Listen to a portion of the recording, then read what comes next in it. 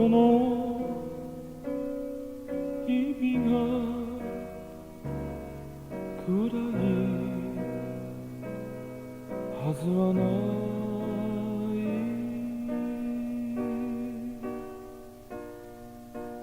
たわいなく声を掛け合いながら緑の中を駆け抜けたり激しく砕ける海辺の波に抱き合いながら巻き込まれたりむしろ明るく想像しすぎるほどだったはずだ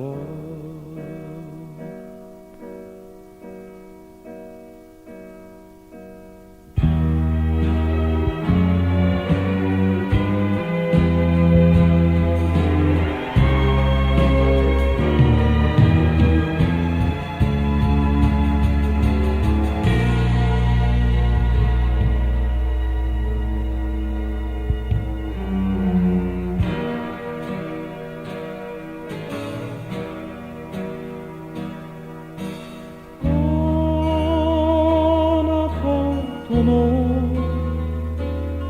日々が暗いはずはない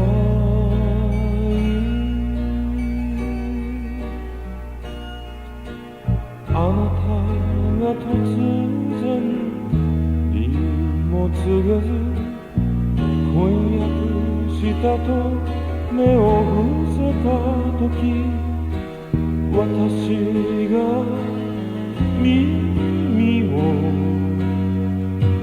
疑いながら目の前の事実見つめてた時その痛々しいほんの短い時間のせいで二人の思い出そこにとどまり心に雨